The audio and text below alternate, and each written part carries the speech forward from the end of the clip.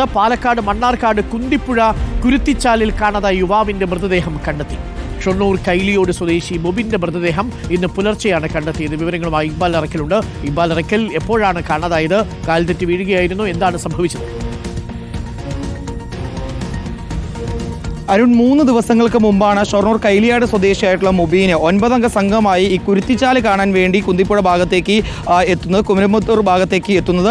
ആ സമയത്താണ് കാൽ വഴുതി മുബീന് ഈ കുരുത്തിച്ചാലിൽ അകപ്പെടുന്നത്. കുരുത്തിച്ചാല് എന്ന് പറയുന്നത് അട്ടപ്പാടിയിൽ നിന്നെല്ലാം വരുന്ന മലവെള്ളം പെട്ടെന്ന് തന്നെ എത്തുന്ന ഒരു മേഖലയാണ് കുന്തിപ്പുഴയിൽ ഈ കുരുത്തിച്ചാല് എന്ന് പറയുന്നത്. അവിടെ നിരവധി തവണ ആളുകൾ മരണപ്പെടുകയും ചെയ്തിരുന്നു.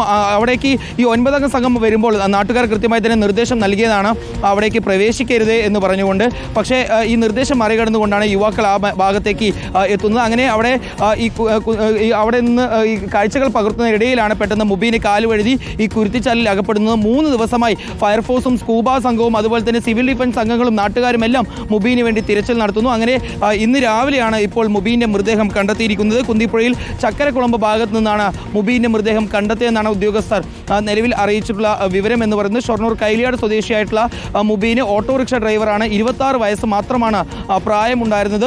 3 ദിവസങ്ങൾക്ക് മുമ്പ് സുഹൃത്തുക്കൾക്കൊപ്പം വിനോദസഞ്ചാരത്തിന് വേണ്ടിയാണ് ഈ കുരുത്തിച്ചാൽ മേഖലയിലേക്ക് എത്തിയത്. ആ സമയത്തായിരുന്നു പെട്ടെന്ന് അപ്രതീക്ഷിതമായി മലവെള്ളം ഉൾപ്പെടെ ഈ കുരുത്തിച്ചാലിലേക്ക് പെട്ടെന്ന് വരുന്നത്.